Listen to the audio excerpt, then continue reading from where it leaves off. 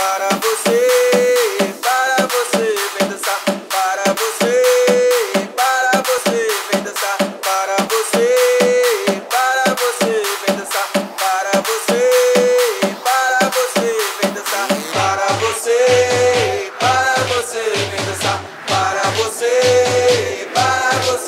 dançar, para você. Ik ben Anis, ik ben 17 jaar, ik woon in Maastricht en ik ben al 3 jaar DJ. Capoeira.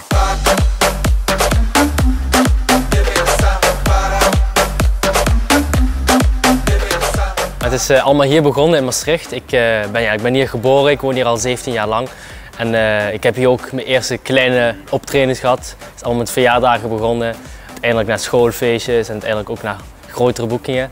En ja, mijn eerste grote optreden is ook in Maastricht geweest. En dat was namelijk vorig jaar in het MEC voor Dancehall, want toen had ik de Dancehall DJ Knockout gewonnen in Maastricht.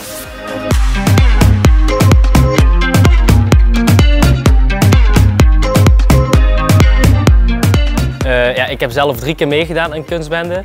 De eerste keer was denk ik 3 jaar geleden. Toen was het meer om te kijken van hoe ik tegenover andere mensen sta, maar toen was ik eigenlijk na de eerste voorronde was ik al gezakt. En toen heb ik 2 jaar geleden meegedaan, dus meteen een jaar daarna. Toen ben ik tot de tweede ronde gekomen in Schouwburg. En ja, daarna heb ik dus aan een dancehall contest gedaan. En toen heb ik die in Maastricht gewonnen, maar ben ik in de top 4 gekomen in Amsterdam. Daarna wilde ik eigenlijk niet meer meedoen aan een andere DJ-contest, maar toen heb ik toch besloten om nog een jaartje mee te doen aan kunstbende. En ja, toen heb ik het dus gehaald tot de finale en heb ik ook die finale gewonnen.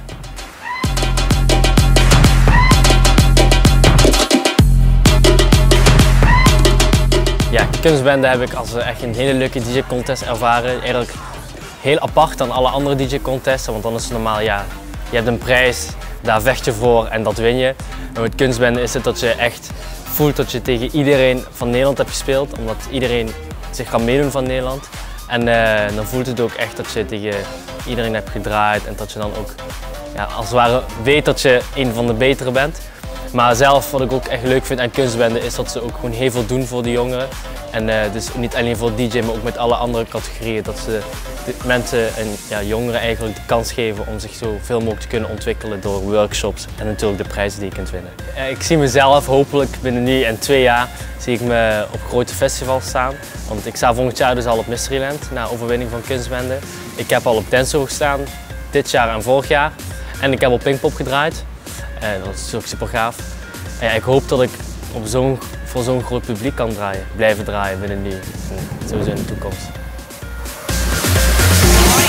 Ik zou vooral zeggen tegen de mensen die twijfelen om mee te doen aan kunstbende, om dat sowieso niet te doen.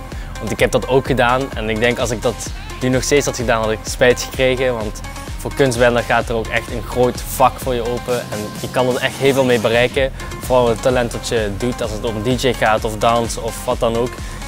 Je leert heel veel leuke mensen kennen, je krijgt veel leuke masterclasses en het helpt je echt om je hobby misschien zelfs een beroep te maken.